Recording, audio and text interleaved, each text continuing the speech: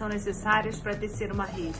É sobre isso que eu conversei com a Deise Valença, que é secretária executiva da ONG A Explande. A Deise atua há bastante tempo no campo e tem trabalhado em várias iniciativas para criar redes de mulheres empreendedoras. E ela conta um pouco dessa trajetória na entrevista que eu fiz no Mulheres Sustentáveis. Eu, se fosse você, não perdia isso por nada. Olá pessoal, tudo bem? Bom estar com vocês novamente. Hoje, dando sequência à série de lives que eu comecei no mês passado, chamando aqui a Deise para entrar comigo. A convidada de hoje é uma convidada muito especial. A gente começou a trabalhar juntas ano passado, com algumas atividades comuns nessa discussão sobre negócios de impacto, que é um tema que eu, enfim, criei há uns anos já, um grupo de trabalho no fórum para discutir. E a Deise tem uma longa trajetória nessa temática dos negócios de impacto, enfim, na formação de lideranças. Então, a gente, rapidamente, a partir do momento que a gente se conheceu, a gente já tinha ali uma série de conexões e de trabalho, de agenda conjunta para poder se desenvolver, né?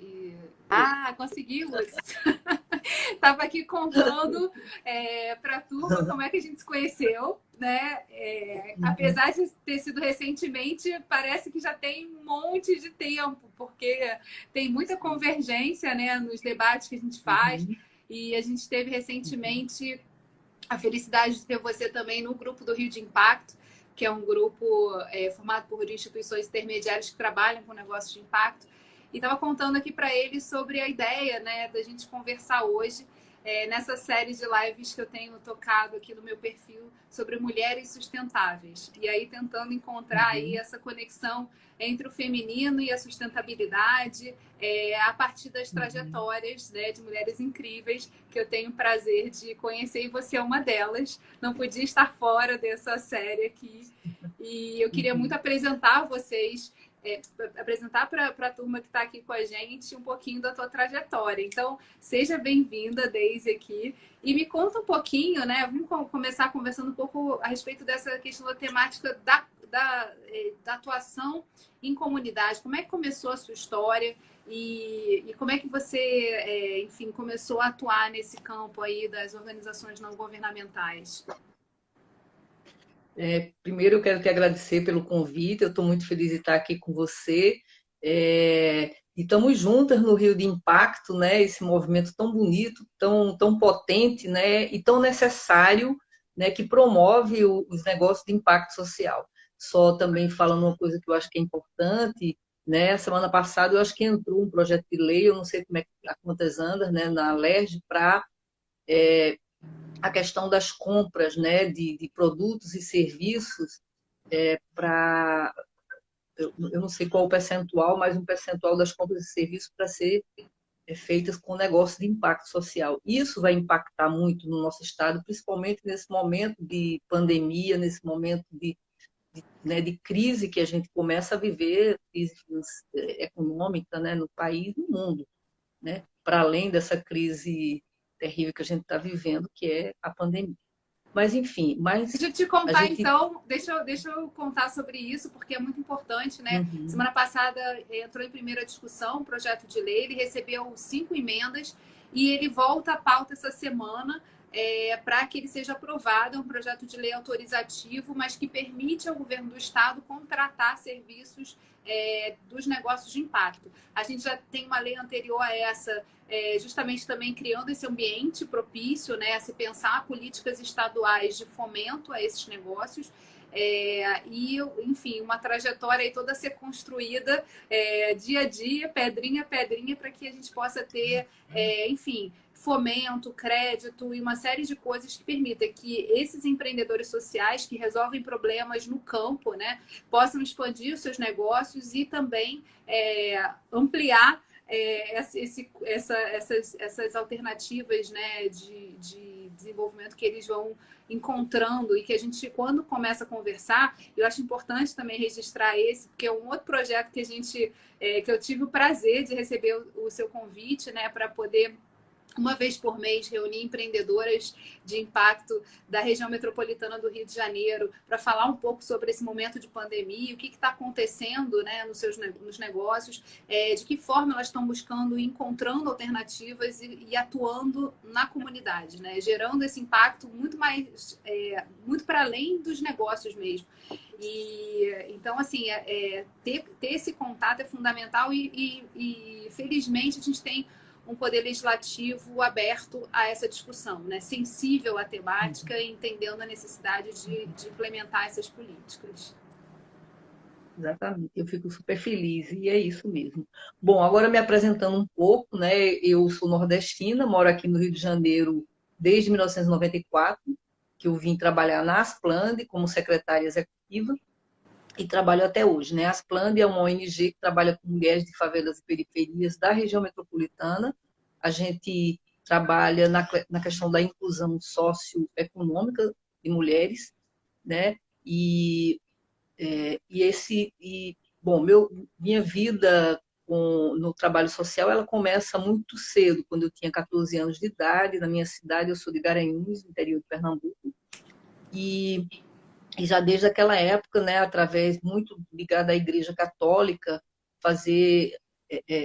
participava das comunidades eclesiais de base, né, e a partir de então eu fui mordida pelo mosquito um bom mosquito, né, o mosquito do trabalho social, e que eu dedico a minha vida. Hoje eu tenho 56 anos, e tenho uma caminhada nessa área social. Eu sempre trabalhei na área social, nunca trabalhei em outro setor a não ser a área social.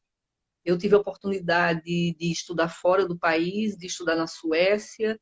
A minha formação cooperativista foi realizada na Suécia, depois eu tive na Itália e tive na região basca da Espanha, em Mondragón, que também tem uma tradição muito forte de cooperativismo.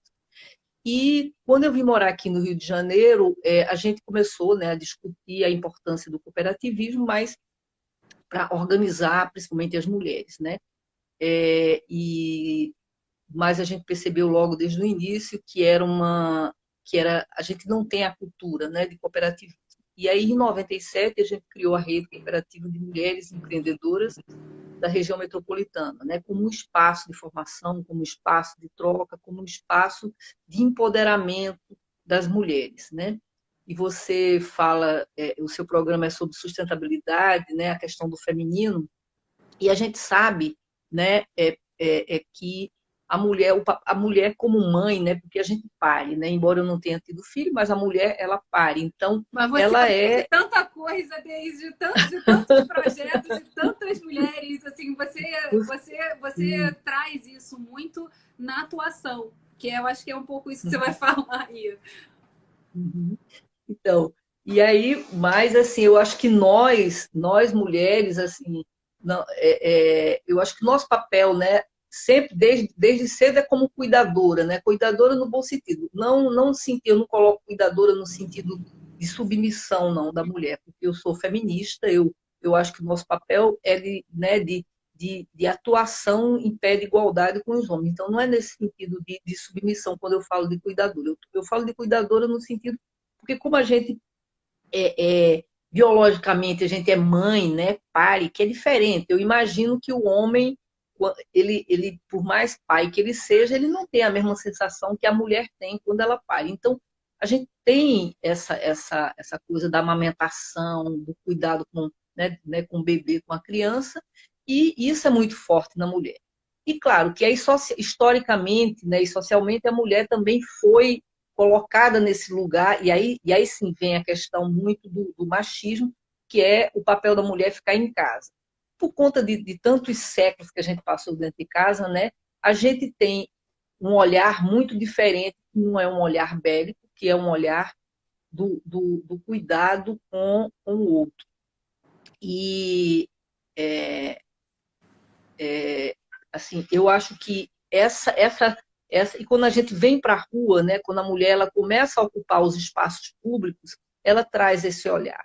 Por isso que você vê, não é à toa que agora, nesse período de pandemia, quais foram os países onde superou rapidamente a questão da pandemia. Você tem a Alemanha, mesmo com a Merkel, que é uma mulher forte, muito determinada, mas você vê que ela conduziu muito bem, né? A canadense, a primeira-ministra, e vários outros países, na Finlândia também, se não me engano, vários outros países em que a mulher ela é a líder, ela né, conduz muito bem, né? Porque eu acho que ela tem um olhar que a submeteu ela anteriormente, né? Mas ela hoje tem um olhar também né, de economicamente ativa, que participa da sociedade, participa de políticas, ainda não idealmente como a gente gostaria, mas que tem esse lugar. Mas no olhar, assim, e é interessante quando a gente conversa com as empreendedoras, né? É uma luta estar nesse lugar de empreender, primeiro de percepção também de que o negócio que pode se desdobrar dali, que pode gerar renda e garantir a sustentabilidade dela e da família, não é um quebra-galho, não é alguma coisa que, quer dizer, é uma atividade que ela precisa se dedicar a ela, e é muito difícil sair do lugar da casa para ir para esse campo do negócio, né? Do correr o risco, etc. e tal. E isso é dado muito, assim, a rede ela ajuda muito a criar esse suporte para que essas mulheres possam ter referências, né? E possam trocar também um pouco e se conectar a algo maior. Então, assim, eu acho que tem aí um quê de que não é simplesmente ensinar a empreender ou ensinar quais são os conteúdos e como é que você forma uma cooperativa, como é que você organiza o seu negócio, mas é principalmente mostrar, criar uma rede de suporte que possa fazer com que aquela caminhada seja uma caminhada mais coletiva. Não sei se você tem essa percepção assim, a respeito do desafio de trabalhar nessa frente, né? E de atuar com essa, assim, na comunidade, trazendo a mulher para esse papel de gestora de um negócio, né? Da formação de algo que vai além dela e da casa, do que ela pode prover ali. Você tem toda a razão. Tanto é que em 97, quando a gente viu que não adiantava estimular a criação de cooperativas, porque a gente ainda não tem essa cultura, né? Tem muito mais no sul do país, um pouco no sul do país, mas no restante do Brasil a gente tem uma cultura muito de cabeça de empregado. Agora você tem a coisa do empreendedorismo, que é recente, né? Então a gente percebeu o seguinte, que era muito melhor estimular o empreendedorismo individual e que elas se conectassem em rede, daí a importância da rede, né? E deu certo, né? Tanto é que a gente já inspirou a criação de outras redes pelo Brasil afora. E, e, e é interessante porque quando você pertence a uma rede, você tem esse sentimento de pertinência, né? De pertencer a um segmento, e isso é muito interessante porque no espaço rede, seja na parte de formação, mas também nas conexões entre elas, acontecem coisas incríveis, né? Acontece avanços muito grandes. Então, é um espaço riquíssimo, é um espaço fantástico, esse espaço de conexão, de rede, de conexão. Então, a gente investe muito nesse espaço, né? Tanto é que a Asplande tem hoje a Rede Cooperativa de Mulheres Empreendedoras da região metropolitana, mas estamos lá na Zona Oeste e estamos lá na Baixada Fluminense. Então, é muito importante, e isso tem fortalecido muito o nosso trabalho e o trabalho das mulheres. Elas conseguem fazer muito negócio juntas, mesmo às vezes com negócios diferentes, elas conseguem entender que isso é muito bacana, entender que elas podem fazer negócios juntas. Elas também se protegem, né? A gente tem várias histórias, né, de mulheres que sofreram violência e que foram acolhidas, embora a Asplande ela não trabalha com esse recorte, né, de combate, de proteção à mulher. A gente combate a violência contra a mulher em todas as nossas formações, transversalmente, mas a gente sempre faz contato com as instituições, né, que são qualificadas para isso. Nós não temos essa qualificação. Mas, assim, tem a acolhida, sabe? Isso é muito bacana, isso é muito importante. E o que é interessante é um pouco isso, assim, por mais que não se aborde diretamente essa temática, ela sempre tá ali perifericamente perpassando pelas discussões, né? E aí é importante essa conexão, né, do trabalho que vocês fazem com as instituições governamentais, com outras instituições não governamentais que atuam mais essa frente, e o que eu percebo, né, nesses diálogos que a gente tem tocado é justamente o quanto a rede ajuda a fortalecer, a impulsionar isso, né? A complementar a atuação, que seria uma atuação de formação para o empreendedorismo e de conexão com o mundo, né? Uhum. Exatamente, exatamente. Então, temos muitos casos, né, desses negócios. É, você entrevistou, por exemplo, a Paula Rios, né, que criou aquele lavabo, e sempre, para mim, é uma coisa emblemática, né, que eu acho que é interessante, né, a história dela, porque é exatamente isso. Ela desenvolveu um produto, né, que conseguiu o patrocínio, mas quem ajudou, né, ela a desenvolver a parte de marcenaria foi uma outra empreendedora. Quem está fazendo a produção dos lavabos é uma cooperativa de reciclagem de lixo, né, de catadores de lixo, melhor dizendo. Então, essa coisa, né, ela gera muitos negócios juntos, ela gera muita possibilidade, e é nisso que a gente acredita. Queria que você contasse um pouquinho, você falou da tua trajetória pelo mundo, e eu queria que você falasse um pouquinho de como você traz essa experiência vivida no exterior para o dia a dia da Asplund e as redes que foram se formando para levar também essas empreendedoras para fora do país, para elas poderem apresentar os seus trabalhos e olharem um pouquinho, né, o quanto o que elas fazem aqui se conecta com soluções que precisam ser desenhadas para resolver problemas para além do Rio de Janeiro, que já é um lugar que tem muito problema para resolver, né? Muito problema, exatamente. Então, eu fui muito, né, agraciada pela vida, né, de poder muito jovem, estudar, ter uma bolsa para estudar na Suécia e estudar cooperativismo, uma coisa que me encantou.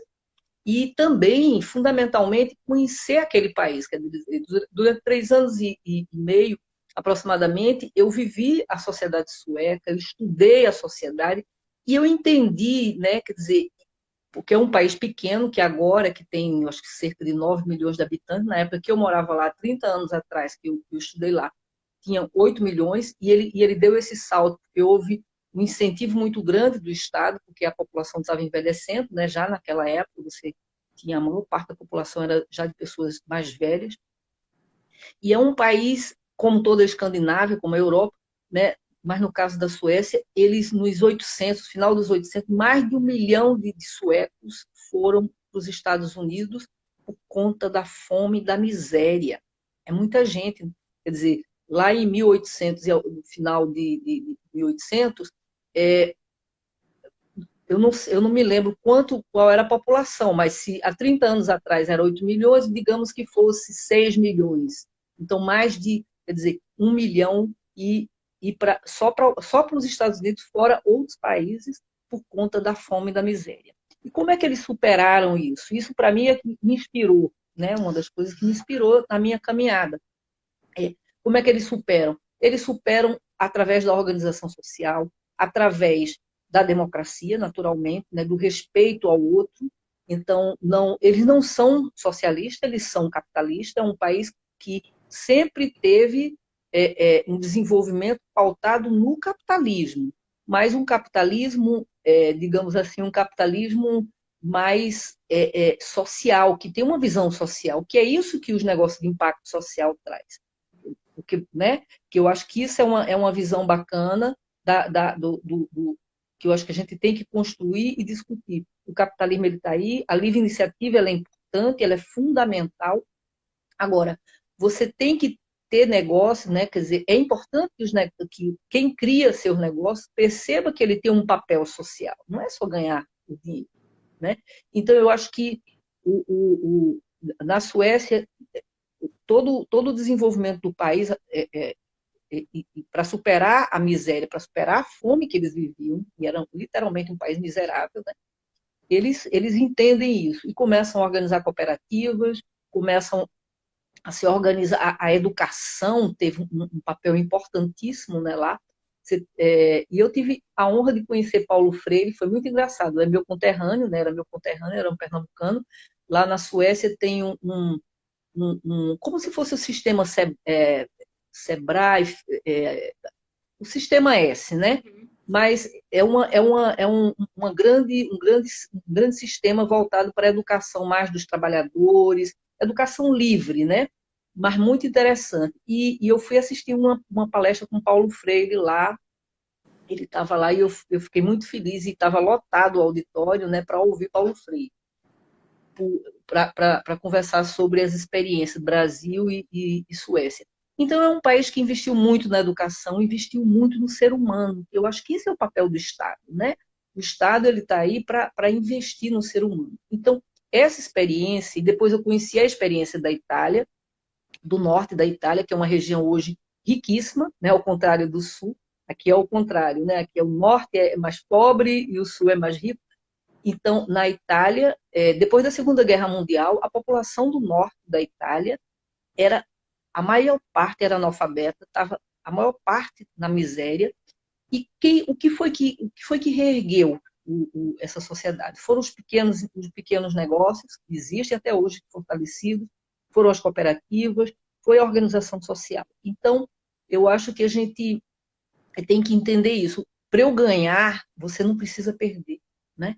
Então, essa visão capitalista que tem em boa parte dos empresários, eu não digo todas, eu sou fã da Luiza, por exemplo, Luiza, do Magazine Luiza, hoje, que ela é emblemática, e eu acho que a gente tem que falar muito sobre ela, né? Não existem outros empresários que têm essa visão, mas que é uma visão, né, muito humanizada, né? Quer dizer, ela é uma empresária, autoempresária, mas que tem uma visão, ela entende o papel do negócio dela. E que não adianta você acumular, até porque a gente está vendo o que está acontecendo hoje com a pandemia, né? Quanto a gente é frágil, um vírusinho, né? Ele destrói você, ele me destrói assim rapidamente, né? Então, sabe? Esse é um aspecto interessante, né? Quer dizer, alguns especialistas, a própria professora Tânia Limeira, né, que fez um manual sobre negócios de impacto, ela fala isso, que os negócios de impacto, eles são uma volta ao capitalismo na sua origem, né? Que absorve essa questão social. Na tua percepção, né, a partir da trajetória, né, da formação de empreendedoras, o trabalho em rede, você acredita que seja capaz a gente poder dar um passo além, né, e começar a pensar e estruturar cooperativas que consigam se sustentar? A gente consiga mudar um pouco essa cultura do eu sozinho, eu fazendo, eu me faço, enfim, e para eu ter, eu tenho que tirar do outro aqui do lado, né? Não dá para fazer junto. Que é uma coisa muito que a juventude traz, né? Hoje se fala muito que os jovens são mais cooperativos, que a cooperação está vindo como algo para se consolidar no futuro, um futuro que já está, enfim, a gente finalmente entrou no século XXI. Você acha que a partir de todo esse trabalho, né, do que você percebe da experiência dessas mulheres que atuam em rede e sustentam seus negócios e vão além, você consegue perceber que pode ter uma sementinha aí para esse espaço de maior cooperação e de um trabalho ligado a essa questão das cooperativas? Eu te diria o seguinte, que eu vejo hoje, né, que aquela organização de cooperativa tradicional, né, que surge lá na Inglaterra, em Rochdale, né, enfim, que depois ela né, começa a atingir o mundo todo. Eu acho que esse modelo, tampouco ele tem mais lugar, sabe, Geisa? Eu não sei ainda qual é o modelo, mas eu acho que é um modelo que está começando a surgir exatamente como você colocou, com os jovens, que são os modelos colaborativos, né? Que você tem a sua identidade. Você é uma design, eu sou uma arquiteta, ou eu sou uma quituteira, e aí a gente se junta em espaços colaborativos, a gente faz negócio entre a gente e para fora, né? Sabe? E a gente compartilha espaço, porque não é só criar um condomínio para você ter sua salinha, eu ter a minha, a gente pagar menos, mas não, são espaços colaborativos. Então, eu acho que é uma outra forma. Quando a gente criou a rede lá em 97, a gente entendeu isso, porque eu acho que a gente não existe ainda amadurecimento, sabe? Eu diria que não é nem só aqui no Brasil, mas eu diria que é no mundo, sabe? Porque assim, você começa uma cooperativa e aí a tendência é um grupo, né? Por Thaís. mais que dominar, começa a dominar ali sabe, e a dirigir aquele espaço ali, e eu acho que aí começa a haver as distorções se você não tem um cuidado, e se as pessoas não tiverem um cuidado e não tiverem uma efetiva participação. E aí eu acho que por isso que não dá muito certo, sabe? Que acaba tendo essa coisa, porque por mais que você seja uma pessoa legal e tal, mas sempre você acaba, né, atropelando as coisas. Então, eu vejo hoje como esses espaços colaborativos, a criação de negócios de impacto social e eles se encontrando em espaço, sabe? Seja espaço físico, virtual, não importa, mas que façam colaboração, eu acho que isso é o futuro da cooperação, sabe? Que Porque é tampouco interessante, aquele capitalismo. porque você fala exatamente de seres únicos, né? Quer dizer, de você Uhum, conseguir trabalhar no perfil do empreendedor o que o distingue, mas com uma uhum, percepção de que aquilo pode se somar a outras potências que estão ali em volta e que podem uhum, alavancar uma atividade, né? Quer dizer, eu não posso, sim. o eu sozinho ele não precisa saber tudo. Ele pode compartilhar Uhum, espaços e conhecimentos e construir o que ele está vislumbrando como negócio, né? Então é interessante uhum. essa É isso. é uma transição mais de um trabalho que precisa ser também individual, né? De trabalhar um pouco o Uhum, quem eu sou, aonde eu estou, ao que eu pertenço. uhum. Uhum, exatamente. E eu acho que isso é uma tendência. Por isso que eu te digo que aquela cooperativa tradicional, aquela forma de organização de cooperativa tradicional, também porque ela acaba criando hierarquias e tal. E a gente vê muitas experiências, né, interessantes, como casas compartilhadas, espaços compartilhados, né, trabalhos compartilhados. Isso é uma tendência.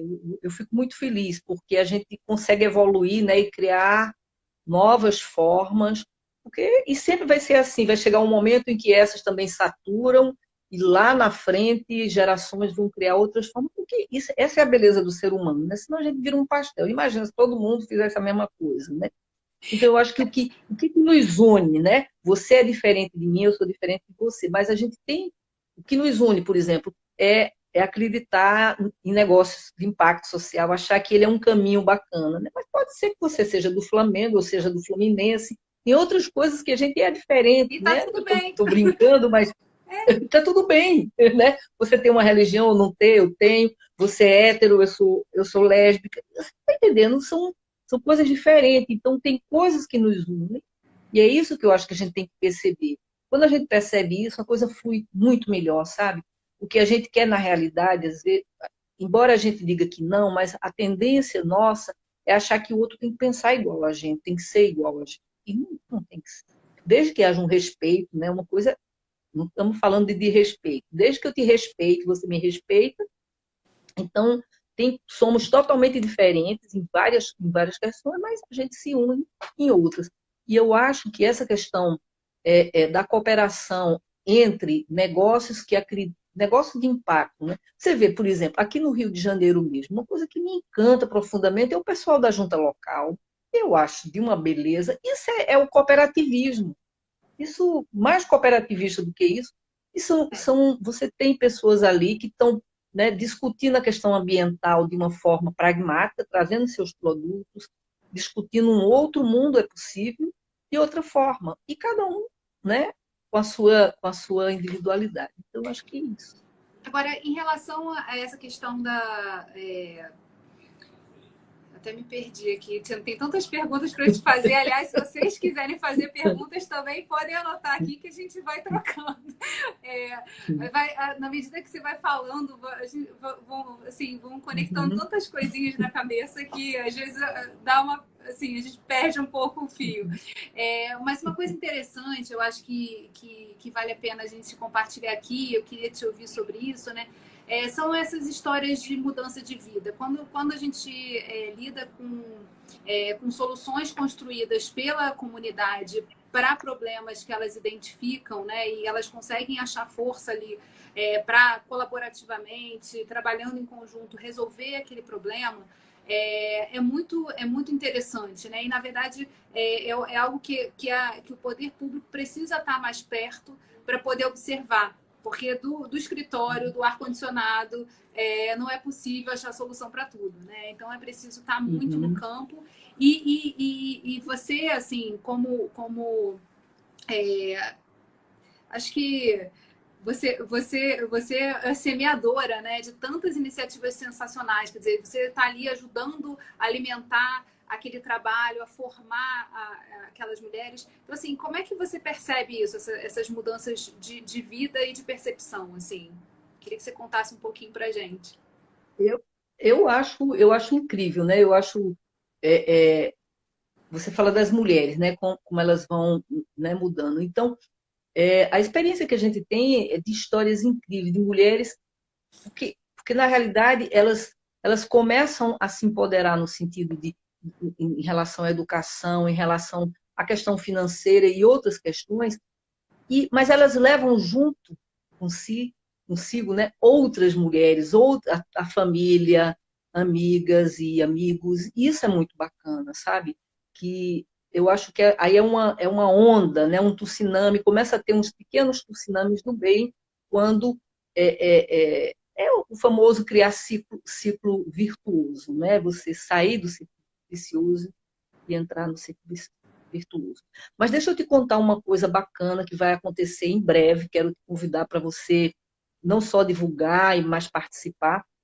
Nós estamos junto com a UFRJ, né, com o pessoal mais ligado à COP, mas várias áreas da UFRJ, e com a Choca, não sei se você conhece a rede Choca, eu sou fellows da Choca, o Saúde Criança, a Gastromotiva entrou agora, o Luta pela Paz, enfim, a gente está criando, vai lançar agora em setembro, o Fundo Mano a Mano, que é um fundo de apoio a negócios das periferias para homens e mulheres. Maravilhoso! Então, a gente chama Mano a Mano. É muito bacana esse fundo. É um fundo para a região metropolitana do Rio de Janeiro, e, e a gente, assim, fez uma pesquisa, né? Há 2 meses atrás, até foi a Bea, a professora Bea, que é do Rio de Impacto e da PUC, ela sistematizou com a gente a pesquisa. A gente levantou hoje, no caso da gente foi mulheres, né? Para os empreendedores voltarem a rodar, os empreendedores de periferia, né, voltarem a rodar minimamente os seus negócios depois dessa pandemia, porque a maioria, o meu, né? O pouco que tinha de capital, almoçou, jantou e tal. Então, para minimamente voltar, segundo a gente fez uma pesquisa com 145 empreendedoras nossas, é uma média de R$ 2.500, né? A gente ficou entre R$ 1.000 a R$ 5.000. Então, essa é a média. É tão pouco, né? É muito pouco, né, para isso. Para voltar a ressignificar o negócio. Então, a partir disso, a gente criou esse fundo, a gente fez já uma campanha no Global Giving, de um dia só, e a gente conseguiu arrecadar R$ 18.000 em 12 horas, e aí a gente já vai começar um pequeno laboratório com 6, sendo 3 da Asplan e 3 do Saúde Criança, mas a partir de setembro a gente vai colocar o bloco na rua para mobilizar recursos de pessoas físicas, de pessoas jurídicas, para esse fundo. A parte da gestão desse fundo vai ficar a cargo do Saúde Criança, né, que tem uma estrutura maior, que faz um trabalho incrível, né, porque na realidade vão ser ONGs ligadas à Choca, né, que vão estar sendo convidadas para participar, né? As Plan e o Saúde Criança foi que pensou esse fundo, e a Choca topou, a UFRJ está assim, super empenhada, porque como é que vai funcionar esse fundo? Vai ter uma seleção nas instituições que participarem, né? No caso, agora vai ser as planos de saúde de criança, a gente vai fazer uma seleção interna, a partir de critérios objetivos, como a gente faz. Depois disso, da seleção, então, tem todo um processo que elas vão fazer a apresentação do que eles vão, em que elas vão usar esse recurso e tal, e aí vai começar um processo de formação e mentoria durante 6 meses. Mas já depois que acaba o curso, vai receber metade do recurso, dos 2.500, e depois a outra metade no final do terceiro mês. Mas aí continua tendo, e a ideia da gente é criar uma rede, né, com os participantes do mano a mano, enfim, a gente quer criar uma coisa bem legal, e ampliar ao máximo, né? Despertando uma coisa fundamental, né? Que é essa questão que a gente tem falado muito durante esse período de pandemia, que é o acesso ao crédito, percebendo, e a pesquisa foi muito interessante por isso, né? Qual o tamanho desse crédito, porque você já começa a reduzir aí as tensões quando você fala, poxa, o recurso pequeno pode impactar positivamente um monte de gente. Então, assim, como essa percepção também ajuda a olhar para a possibilidade e principalmente também despertar as pessoas para a possibilidade de elas poderem ajudar também, né? Quer dizer, ajudar esses negócios, alavancar essas atividades. Isso é muito bacana, assim, muito, muito legal. Agora, essa questão da pandemia, assim, foi acho que um soco no estômago também, quando você estava descrevendo, né, o cenário da cooperação, né, de espaços conjuntos, de atuação conjunta. Nesse momento de isolamento, quer dizer, todo mundo foi obrigado a se recolocar em algum lugar. Muita gente teve que ficar trancada em casa. E a atuação comunitária, ela pressupõe que você esteja em contato com as pessoas, né? Então, assim, foi um momento também de repensar muito como atuar, como não deixar as pessoas sem assistência, mas também se proteger para não ser uma vítima do vírus. Queria que você falasse um pouquinho sobre isso, assim, que é um pouco do que a gente tem conversado bastante, né, nesses encontros mensais. Exatamente. Então, a Aspland, a gente... desde o dia 17 de março, que a gente começou o processo home office, nosso trabalho home office, e a partir daí a gente começou a fazer todas as atividades online, né? Tanto é que a gente tem mensalmente, tem desde de roda de conversa, cursos, a mentorias coletivas, a gente tem cerca de 30 atividades por mês online, e todas elas bastante participativa e tal, né? Então, mas a gente não fez nenhuma ação de mobilização no sentido de alimentos e tal. Quem fez foram os negócios que participam e aí a gente apoiou, né? Então, hoje você conversou com a Aira Josefina, né, que faz um trabalho na Zona Oeste maravilhoso. Você tem a própria Paulinha, que aí é uma outra abordagem, não é com alimentação, mas é com uma coisa do lavabo. Você tem a Ana, lá da Baixada.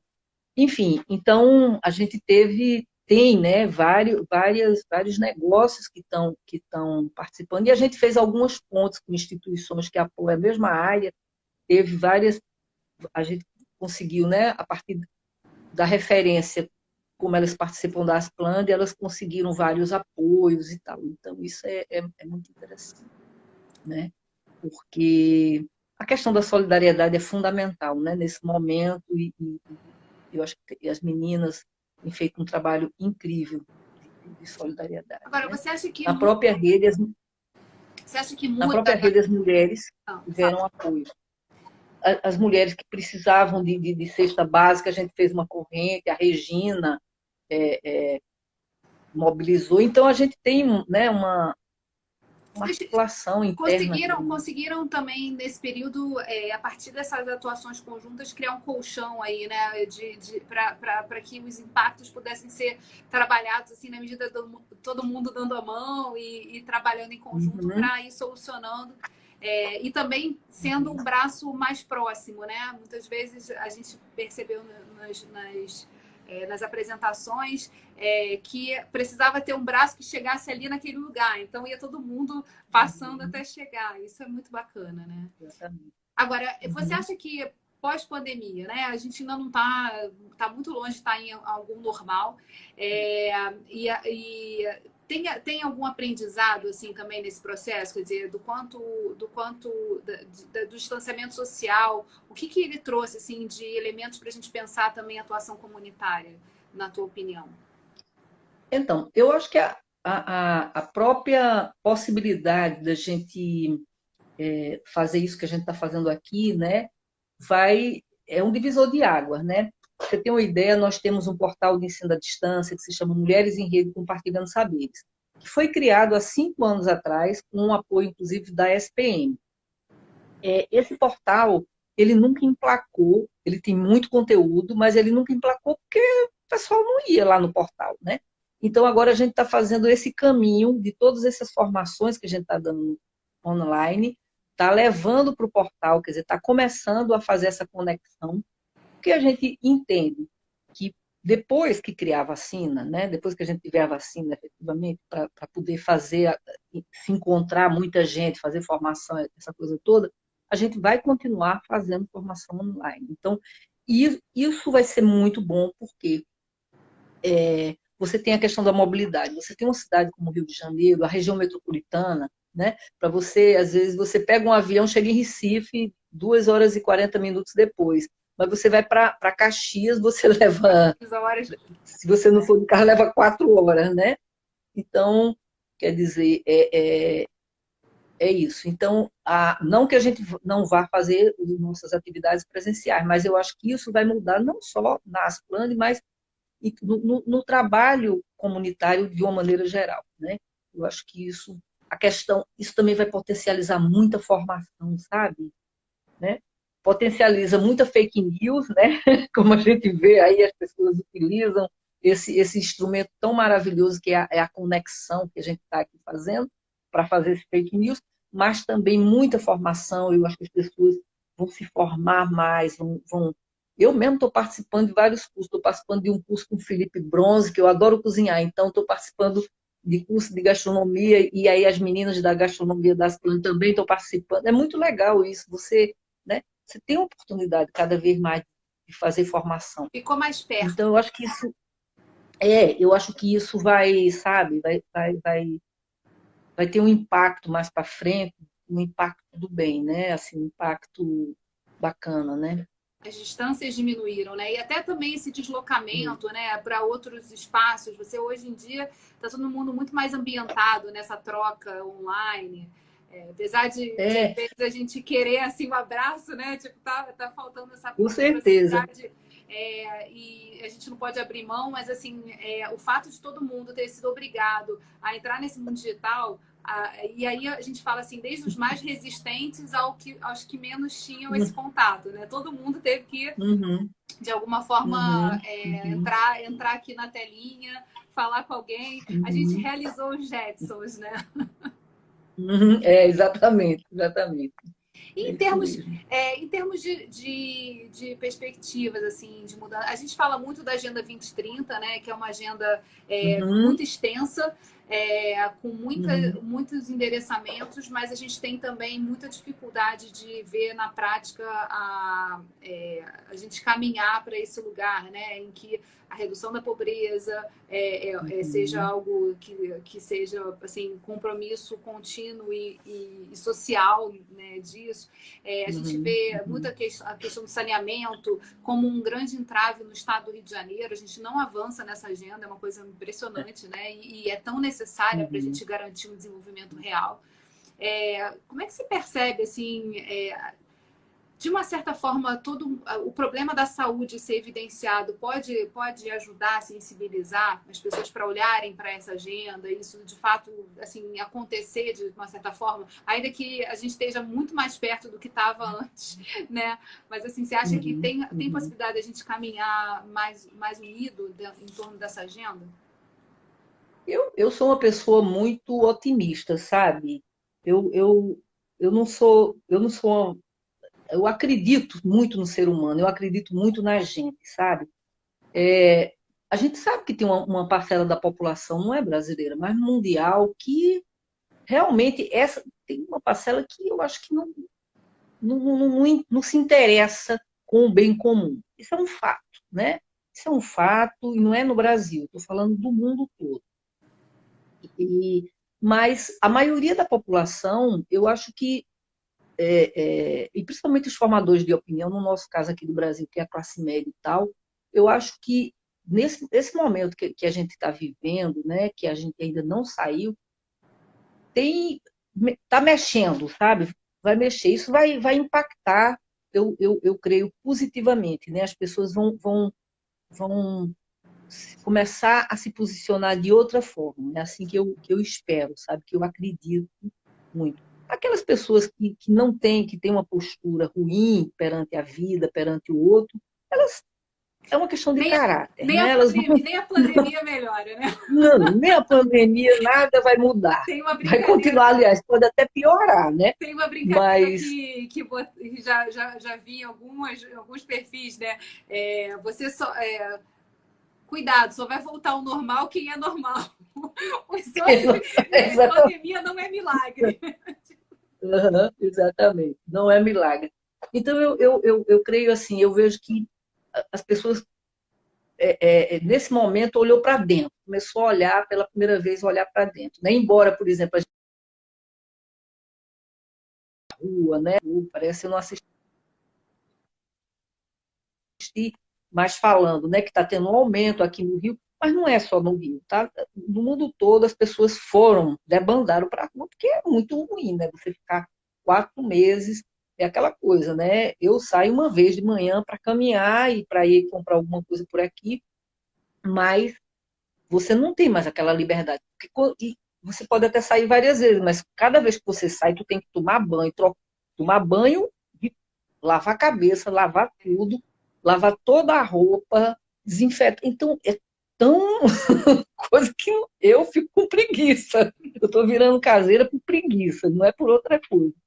E a gente ainda está no home office, né? Mas é isso, eu acho que as pessoas, né, estão pensando. Então, eu acredito que não será como antes, né?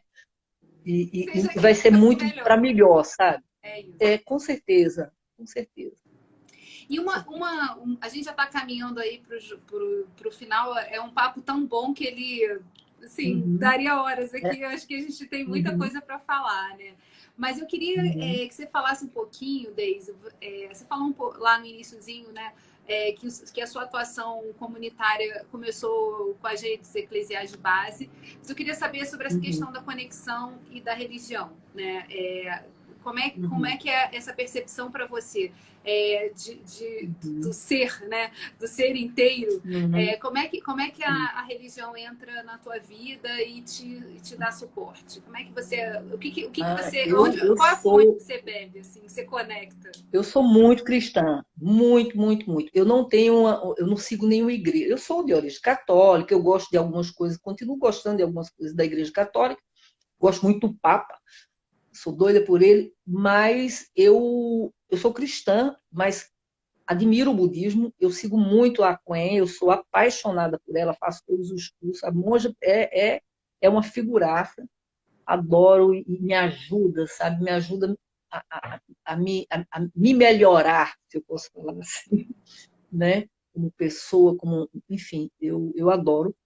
E eu, assim, admiro as religiões de matriz africana, enfim, todas as religiões eu acho que tem uma beleza, né? Então, eu sou ecumênica, na realidade, hoje, eu não tenho, a minha ligação é direta, eu não preciso de intermediário, né? Eu gosto de acompanhar algumas pessoas interessantes, como eu gosto de acompanhar o Papa Francisco, que eu acho que ele é um homem interessante, é uma pessoa que sabe, né, tem um papel importante no mundo, a monja Quen, que é aqui do Brasil, ali de São Paulo, mas que eu acho que ela vem fazendo uma diferença na cabeça de muita gente, ajudando a refletir, né?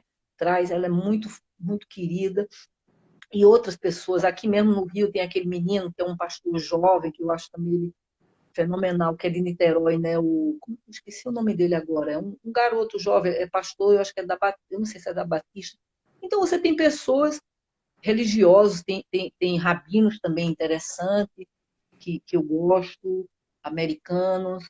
Enfim, eu acho que são pessoas, né, que são espiritualizadas, mas sem querer impor, né, a sua religião, o seu pensar, mas que estão muito mais ligadas, né, na espiritualidade do que, né, na materialidade.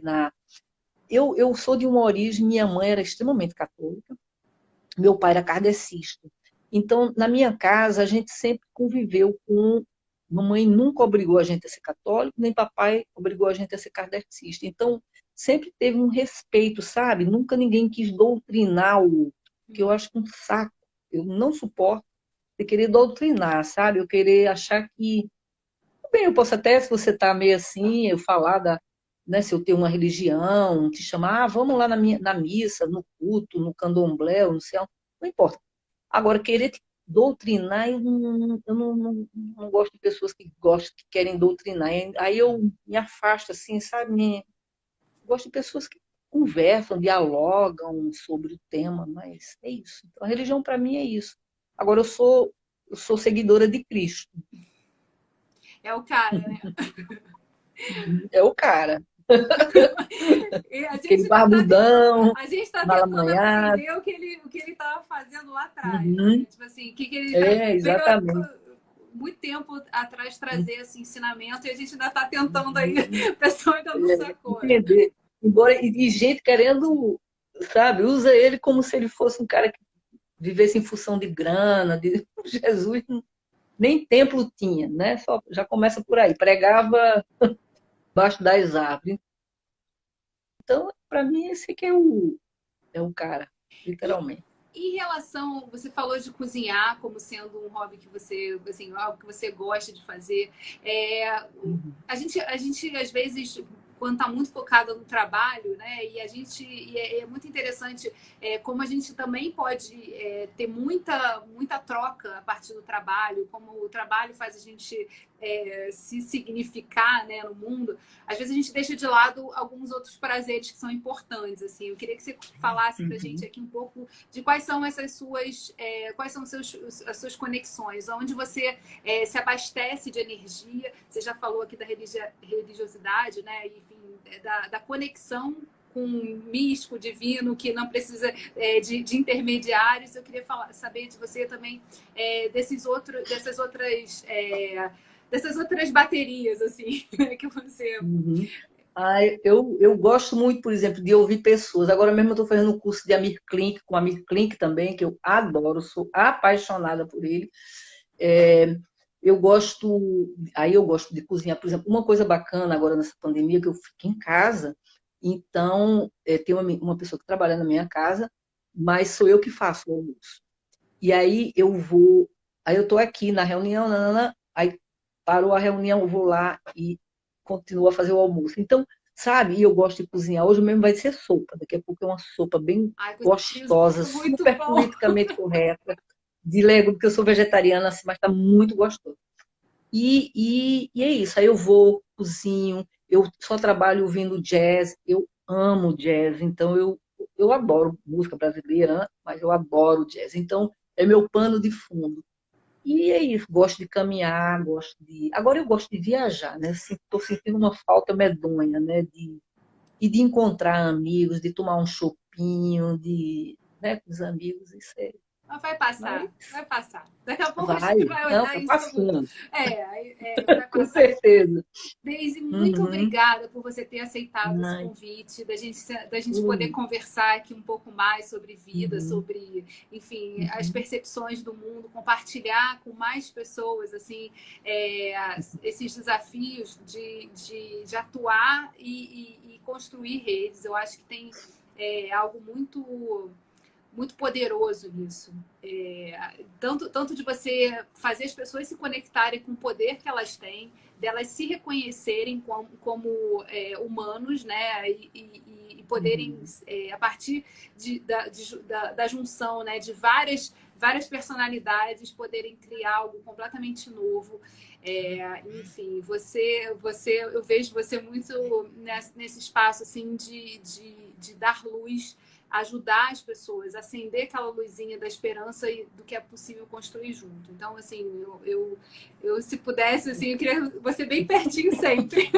E é um prazer poder compartilhar um mundo com você. Então, obrigada por ter vindo aqui no meu espacinho falar um pouquinho mais desse tema, da sua vida. Obrigada. Muito obrigada, viu? Você é uma linda. Obrigada. Tamo junto. E obrigada a vocês também que participaram aqui. Muita gente falando da saudade que tá de você. E em breve, tomara que a gente possa se juntar também para comemorar e celebrar mais. Tá juntos, vai passar. Essa esperança aí de que a gente não sabe o tempo, mas acaba. Com certeza. Com certeza. Um beijo grande. Beijo, tchau, pessoal. Tchau, tchau. Obrigada. Tchau.